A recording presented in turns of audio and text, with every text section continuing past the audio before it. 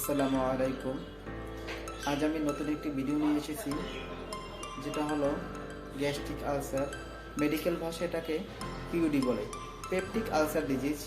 এটা অনেক কারণে হতে পারে।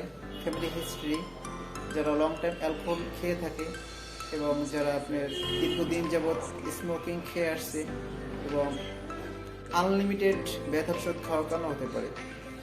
এবং এটা কোন কোন অর্গানে হতে পারে, যেমন ডাইজেস্টিভ সিস্টেমে, স্টোমাক, ডিউডোনাম, জিজোনাম, ইলিয়াক এবং লোয়ার ইসোফেগাসে হতে পারে।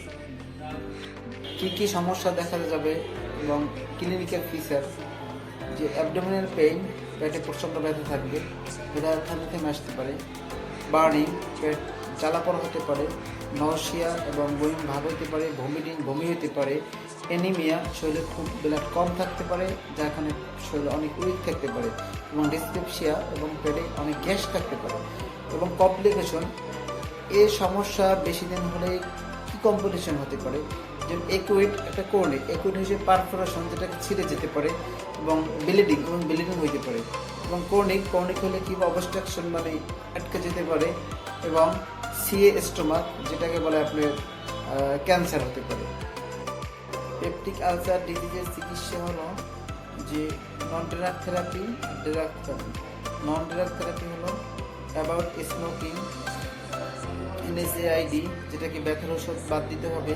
এবং ড্রাগ থেরাপি হলো যে পিপিআই গ্রুপের ঔষধ, অ্যামক্সিসিলিন এবং অ্যান্টাসিড। অ্যাডভাইস: কি আমরা বেশি খাবো, কি কম খাবো। বেশি করে খাবার খাবো না, তেলযুক্ত খাবার খাবো না, অতিরিক্ত খাবার খাবো না, ফ্যাটযুক্ত খাবার খাবো না, এবং খালি পেটে থাকা যাবে না, এবং বেশি বেশি পানি খাবো। তো এই ভিডিওটা আপনারা সম্পূর্ণ দেখবেন এবং সবাইকে শেয়ার করবেন।